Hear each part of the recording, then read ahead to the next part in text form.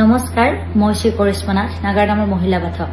আজিৰ পৰা প্ৰায় 3 দিন মান আগৰ পৰা আমাৰ সামাজিক মাধ্যমত আমাৰ গৌৰৱ আমাৰ অহংকাৰ বুলি কৰিব পাৰি কলাগুৰু বিষ্ণুপ্ৰসাদ ৰাভাদেৱৰ পৰজন্মৰ গীতটিত আমাৰ নামৰ দিহাটিত সংযোজন কৰাৰ বাবে যথেষ্টখিনি সমালোচনা বিতৰ্ক হৈ আছে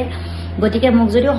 ক্ষমা বিচাৰৰ কথা কৈছিল কিন্তু ইমানখিনি সমালোচনাৰ পাছত মই মানসিকভাৱে ইমানখিনি সবল নাছিলো আৰু আজি মই এটি প্ৰতিক্ৰিয়া দিছো আৰু মই যদি কিবা ভুল ভ্ৰান্তি কৰিছো অজানিতে আমি এখিনি কৰাৰ আমাৰ একদম ধৃষ্টতা নাছিলে আমাৰ কাৰবাক অপমান কৰাৰ আমাৰ একদম ধৃষ্টতা নাছিলে কিন্তু যদিও কাৰোবাৰ অন্তৰত বা কাৰোবাৰ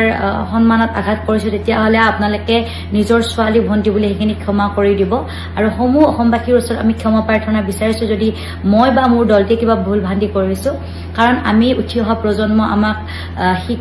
শিকাব লাগিলে আপোনালোকে শিকাব লাগিব ভুল দেখাবলৈ আপোনালোকে আঙুলিয়াই দিব লাগিব গতিকে আমাৰ ভুল হোৱাটো স্বাভাৱিক আৰু আপোনালোকে সেইখিনি আমাক দিহা পৰামৰ্শ দি কেতিয়াবালৈ যদি আমাৰ এইখিনি দেখা পায় আপোনালোকে এইখিনি শুধৰাই দিব লগতে আমাৰ অগ্ৰজবিলাকে আমাৰ